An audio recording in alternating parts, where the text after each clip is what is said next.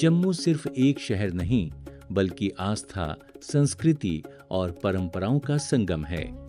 यहाँ मंदिरों की घंटियां हर सुबह एक नई उम्मीद और नई ऊर्जा का संदेश देती हैं।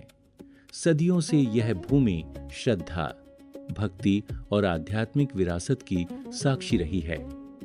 यही कारण है कि जम्मू को मंदिरों का शहर कहा जाता है। हमारी पिछली डॉक्यूमेंट्रीज में हमने आपको जम्मू के कुछ ऐतिहासिक और प्रसिद्ध मंदिरों के बारे में बताया था, उनकी गौरवशाली विरासत से परिचित कराया था और उनसे जुड़ी रोचक कहानियों को आपके सामने प्रस्तुत किया था। इसी श्रृंखला को आगे बढ़ाते हुए आज हम एक और नई डॉक्यूमेंट्री के साथ आपके समक्ष उपस्थित हैं। इस डॉक्यूमेंट्री में हम आपको जम्मू के एक और ऐसे पवित्र स्थल की यात्रा पर ले चलेंगे जो न केवल धार्मिक आस्था का केंद्र है, बल्कि अपने इतिहास, संस्कृति और आध्यात्मिक महत्व के लिए भी विशेष पहचान रखता है। तो आइए हमारे साथ इस आध्यात्मिक और ऐतिहासिक यात्रा का हिस्सा बनिए और जानिए उस मंदिर की कहानी जिसने वर्षों से लाखों श्रद्धालुओं की आस्था को अपने साथ जोड़े रखा है।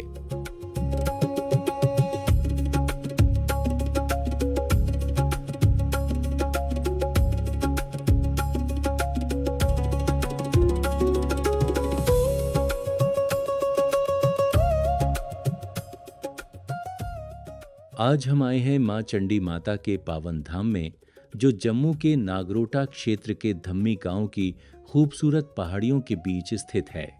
श्रद्धा, भक्ति और आध्यात्मिक शांति का यह स्थल आज हजारों श्रद्धालुओं की आस्था का केंद्र बन चुका है। मां चंडी का यह भव्य मंदिर सर्वशक्ति चंडी माता मंदिर समिति, सर्वशक्ति चंडी माता मंदिर संस्था द्वारा विकसित और संचालित किया जा रहा है। मंदिर परिसर के निर्माण का कार्य पिछले कुछ वर्षों से लगातार चल रहा है और इसे श्रद्धालुओं की सुविधा तथा धार्मिक गतिविधियों को बढ़ावा देने के उद्देश्य से विकसित किया जा रहा है। समिति द्वारा यहाँ यात्रियों के लिए यात्री भवन, लंगर तथा अन्य सुविधाओं का भी निर्माण कराया जा रहा है। यह मंदिर केवल पूजा अर्चना का स्थान नहीं, बल्कि मां चंडी की शक्ति और भक्ति का प्रतीक है। हम एक बार फिर आपके सामने एक नई डॉक्यूमेंट्री लेकर उपस्थित हैं। इस डॉक्यूमेंट्री में हम जानेंगे मां चंडी धाम का इतिहास, इसकी स्थापना, धार्मिक महत्व और उन मान्यताओं के बारे में जो वर्षों से भक्तों की आस्था को इस पवित्र स्थल से जोड़े हुए हैं।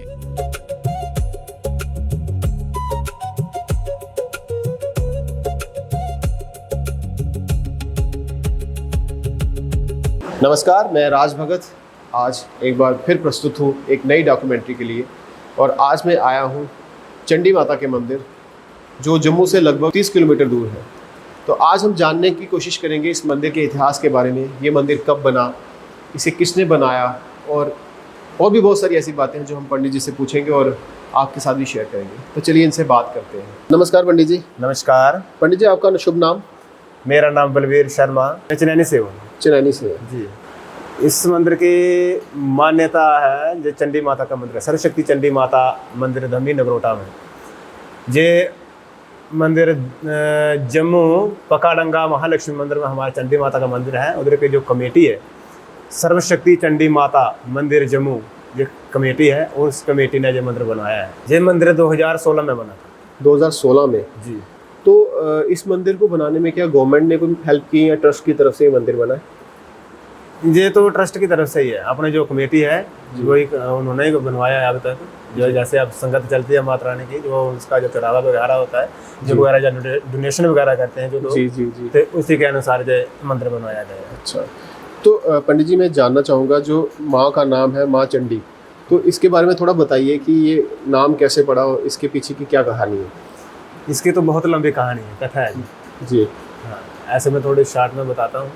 तो जब कालिका माता इसको वध करने के लिए जा रही थी माँ रक्त बीज का, तो उसको वध नहीं कर पा रहे थे, क्योंकि उसका नाम ही रक्त बीज था। उसके जो रक्त से जब धरती पर जब गिरता था तो उससे और रक्त बीज पैदा हो जाते थे। तो उससे जो माता कालिका जो उसका जब वध कर रही थी तो उस वक्त माता उसका वध नहीं कर पाई। फिर माता कालिका जो अपने अंतर ध्यान से भगवती माता रानी चंडी का ध्यान करके उन्होंने तो ध्यान किया कि माता रानी इसका कोई उपाय बताइए कि क्या इसका वध कैसे किया जाएगा। तब भगवती माता रानी जो शेर पर सवार थी दुर्गा माता, तो चंडी इसलिए बोला जाता है उनका जब क्रोध होता है, माता रानी का क्रोध आया, ठीक है, उनका क्रोध जागा तो उन्होंने अपने क्रोध से नाम लेके तब महाकाली ने उनको नाम दिया था चंडी का, ठीक है। तो फिर महाचंडी माता ने जो रक्त बीज का वध किया था और महाकाली ने उनका रक्तपान किया था। उन्होंने बोला था कि माता काली की मैं इसका वध करती हूँ तो इसका पान कर, रक्त का पान कर, तो तब इसे नाम इसका चंडिका पड़ा था। अच्छा, जैसे माता रानी का नाम चामुंडा पड़ा है, चामुंडा तो उसको बोलते हैं चंडमुंड और चंडमुंड, जी जी जी, ठीक है। महिषासुर का वध किया था तो नाम पड़ गया था उनका महिषासुर मर्दिनी। जी जी। अच्छा पंडित जी, मैं ये जानना चाहूँगा यहाँ पर मेला कब लगता है और किस दिन ज़्यादा रश रहता है? इस मंदिर में रश तो ज़्यादा एतवार को होता है। अच्छा, हाँ, तो मेला जो लगता है तो हमारा इधर लगता है 23 अप्रैल। 23 अप्रैल, हाँ, 23 अप्रैल के बाद जो पहला एतवार आता है उसमें इधर मेला लगता है। अच्छा, उस मेले की क्या मान्यता है? मान्यता इधर यह है कि माता रानी की इधर प्राण प्रतिष्ठा हुई थी, माता रानी की मूर्ति की मूर्ति यहाँ पर, हाँ, जो प्राण प्रतिष्ठा में है। अच्छा हाँ, अभी तो इधर स्थापित नहीं है। अच्छा, स्थापित नहीं है। हाँ, स्थापित है, स्थापित होते हैं जब स्थापना हो जाए तो फिर इधर से उठाया नहीं जा सकता।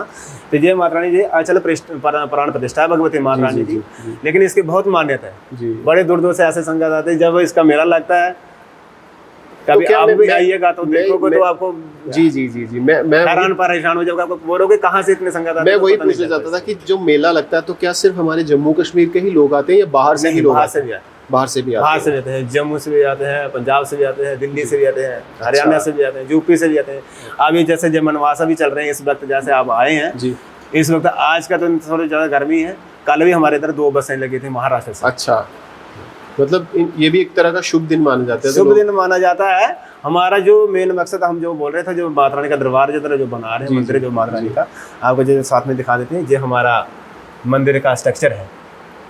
ये मंदिर बनने वाला है? ये मंदिर बने सामने आप देखोगे, जब इधर से बाहर निकलोगे तो सामने आपको बिल्डिंग दिखेगी बनती हुई जी। इस मंदिर का कारण ये है कि जैसे बाहर से जब यात्रा आती है, पैदल यात्रा कुछ आते हैं, रात को कहाँ कहीं रुकने के लिए जगह नहीं है विश्राम के लिए, तो उनके लिए फ्री ऑफ कास्ट विश्राम के लिए आप इधर रह सकते हैं। तो खाना बाना सब कुछ माता रानी की कृपा से हो, जब ये शुरू होगा तो चलता रहेगा। अभी भी आते हैं कुछ लोग। मतलब ये जो बड़ा मंदिर बनेगा तो जो बाहर से श्रद्धालु आते हैं, जिनको रहने की दिक्कत आती है, मुश्किल आती है, तो वो यहाँ रह भी पाएंगे। हाँ, ये एक तरफ से ये आश्रम जैसा बनेगा, आश्रम जैसा बनेगा। तो मैं जानना चाहूँगा पंडित जी, इसमें कोई गवर्नमेंट की भी कुछ हेल्प है या सिर्फ ट्रस्ट की तरफ से ये सब किया जा रहा है? अभी तक तो नहीं है गवर्नमेंट की, अभी गवर्नमेंट की कोई इसमें कोई हेल्प अभी नहीं तक तो नहीं है। अच्छा। आगे माता रानी हो सकता है इसकी इच्छा होगी तो ये भी हो हम पाएगा। उम्मीद करेंगे गवर्नमेंट से भी, ये उम्मीद करेंगे, रिक्वेस्ट भी करेंगे कि उनको इस तरह भी थोड़ा ध्यान देना चाहिए। हमारे जो धार्मिक स्थल है वहाँ पर, जैसे हमारे टूरिज्म डिपार्टमेंट है, उनको भी थोड़ा योगदान देना चाहिए, ताकि बाहर से जो लोग आते हैं उनको रहने में, स्टे करने में कोई दिक्कत हमें तो ना हो। इतनी ज़्यादा जानकारी नहीं होती है, जो हमारी कमेटी है उसको ज़्यादा जानकारी होती है। जी जी जी। हाँ, हमारा तो सिर्फ हमारी ड्यूटी का काम होता है मंदिर में, जो हमारे पुजारियों का, बाकी इसके बारे में तो ज़्यादा हमारी कमेटी वाले जानते हैं। धन्यवाद पंडित जी, बहुत अच्छा लगा आपसे बात कर आपने बहुत जानकारी दी, शुक्रिया, धन्यवाद। धन्यवाद। जय माता। इसी परिसर में मां बगलामुखी मंदिर तथा भगवान शिव का पवित्र मंदिर भी स्थित है। यह पूरा परिसर शक्ति और शिव की आराधना का एक अद्भुत संगम प्रस्तुत करता है, जहां भक्त एक ही स्थान पर विभिन्न देवी देवताओं के दर्शन कर आध्यात्मिक ऊर्जा का अनुभव करते हैं। मंदिर केवल पूजा अर्चना का स्थान नहीं होता, बल्कि यह मन की शांति, आत्मिक संतुलन और सकारात्मक ऊर्जा का केंद्र भी होता है। आज की भागदौड़ भरी जिंदगी में जब व्यक्ति तनाव, चिंताओं और अनेक चुनौतियों से घिरा रहता है, तब मंदिर का शांत वातावरण उसे कुछ पल स्वयं से जुड़ने का अवसर देता है। मंदिर की घंटियों की ध्वनि, मंत्रोच्चार और आरती का पवित्र वातावरण मन को सुकून प्रदान करता है तथा जीवन में नई ऊर्जा और विश्वास का संचार करता है। हमारे जीवन में मंदिरों का महत्व केवल धार्मिक नहीं, बल्कि सामाजिक और सांस्कृतिक भी है। मंदिर हमें हमारी परंपराओं, संस्कारों और मूल्यों से जोड़ते हैं। यह वह स्थान है जहां पीढ़ियों से ज्ञान, सेवा, भक्ति और मानवता की भावना का संचार होता आया है।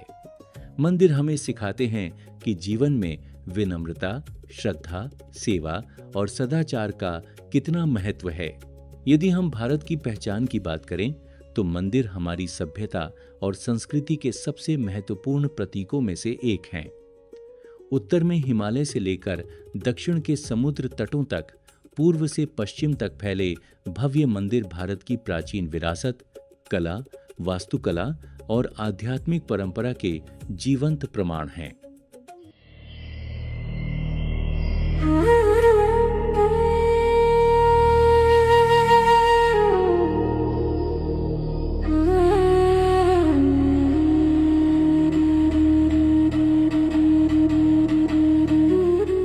तो जैसे कि आप देख पा रहे हैं, ये कितना खूबसूरत यहाँ पर मंदिर बन सकता है, बनाया जा सकता है। देखिए इतनी बढ़िया जगह है यहाँ पर। आप देख सकते हैं पीछे पिलर्स बने हैं, लेंटर डल चुका है, बट अभी भी यहाँ पर दीवारें मिसिंग हैं। मंदिर का जो काम होना चाहिए वो अभी तक मिसिंग है। ट्रस्ट तो अपनी तरफ से बहुत कोशिश कर रही है। हमने बात करने की कोशिश की पंडित जी से, उन्होंने बताया कि ट्रस्ट ने अपनी तरफ से बहुत सारे एफर्ट्स डाले हैं। उन्होंने अपनी तरफ से बहुत कोशिशें की हैं और कर भी रहे हैं, कोशिशें जारी हैं। तो उन्होंने बताया कि यहाँ पर एक बहुत बड़ा मंदिर बनेगा, जिसमें क्या होगा कि जब बाहर से आने वाले श्रद्धालु हैं, जब यहाँ पर जम्मू में आएंगे, इस माता के मंदिर में माथा टेकने के लिए आएंगे, तो उनको यहाँ रहने के लिए, विश्राम करने के लिए बाकायदा उनके पास रूम होंगे, कमरे होंगे, ताकि वो यहाँ पर विश्राम कर सके, अपना सामान जो है वो क्लॉक रूम में रख सकें। और यहाँ पर खाने पीने की व्यवस्था भी की जाएगी। जैसे कि उन्होंने बताया कि अप्रैल के महीने में यहाँ पर बहुत बड़ा एक मेला भी लगता है। तो ज़रा सोचिए, जब इतनी संगत यहाँ आएगी तो उनके रहने के लिए कमरों का इंतज़ाम तो होना बहुत ज़रूरी है। तो ट्रस्ट तो अपना काम कर रही है, लेकिन मैं रिक्वेस्ट करूँगा गवर्नमेंट से कि वो प्लीज़ इस तरफ थोड़ा ध्यान दे, इस मंदिर के बनने में अपना योगदान दे, ताकि ये मंदिर जल्द से जल्द बनकर तैयार हो सके। ज़रा सोचिए, जब ये मंदिर बनेगा कितना खूबसूरत लगेगा। जब यहाँ पर लोग आएंगे, यहाँ पर रश होगा, लोगों का भारी रश देखने को मिलेगा। लोग यहाँ से वैष्णो माता की यात्रा के लिए आगे जाते हैं। जब यहाँ पर रास्ते में ये पड़ाव उन्हें मिलेगा, वो यहाँ भी रुक सकते हैं। यहाँ के लोकल जो हमारा टूरिज़्म है उसको भी बढ़ावा मिलेगा। तो मैं ये रिक्वेस्ट करूँगा गवर्नमेंट से, बार बार रिक्वेस्ट करना चाहता हूँ, हाथ जोड़ के रिक्वेस्ट करना चाहता हूँ कि प्लीज़ इस मंदिर के लिए वो ज़रूर अपना योगदान दे, ताकि वो जो मंदिर आप सामने देख पा रहे हैं, उसमें जो प्रतिमा माता की वहाँ पर रखी गई है, वो यहाँ मंदिर में रखी जाएगी। जैसा कि पंडित जी ने बताया कि वो प्रतिमा यहाँ पर स्थापित की जाएगी और ये बहुत भव्य मंदिर बनेगा। तो हम उम्मीद करते हैं गवर्नमेंट से कि वो अपना योगदान ज़रूर यहाँ पर देंगे और जल्द ही ये मंदिर सच में, जब हम नेक्स्ट टाइम यहाँ आए, मैं ये भगवान से प्रार्थना भी करता हूँ और गवर्नमेंट से रिक्वेस्ट भी करता हूँ कि जब मैं नेक्स्ट टाइम कभी यहाँ आऊँ, 6 महीने, साल, 2 साल, तो ये मंदिर अच्छे से बनकर तैयार हो सके। यहाँ पर ये खाली पिलर्स की जगह अच्छे से खूबसूरत जो वॉल पेंटिंग्स हैं, वॉल हैं, टाइल्स हैं, सब कुछ, ईच एंड एवरीथिंग जो भी रहता है वो सब बनकर तैयार हो, ताकि लोग यहाँ पर ज़्यादा से ज़्यादा मात्रा में आ सकें।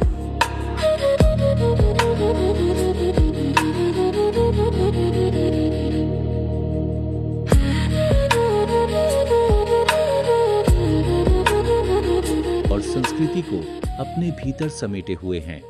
मंदिर हमारी पहचान है, हमारी विरासत हैं और हमारी आध्यात्मिक शक्ति के केंद्र हैं। यही कारण है कि भारत को विश्व भर में उसकी समृद्ध संस्कृति, आध्यात्मिक परंपरा और भव्य मंदिरों के लिए जाना जाता है। मंदिर हमें हमारी जड़ों से जोड़ते हैं और आने वाली पीढ़ियों तक हमारी संस्कृति को जीवित रखने का कार्य करते हैं। जब भी हम किसी मंदिर में प्रवेश करते हैं तो केवल दर्शन ही नहीं करते, बल्कि अपनी संस्कृति, अपने इतिहास और अपनी आध्यात्मिक विरासत से भी जुड़ते हैं। यही मंदिरों की सबसे बड़ी विशेषता और हमारे जीवन में उनका सबसे बड़ा महत्व है।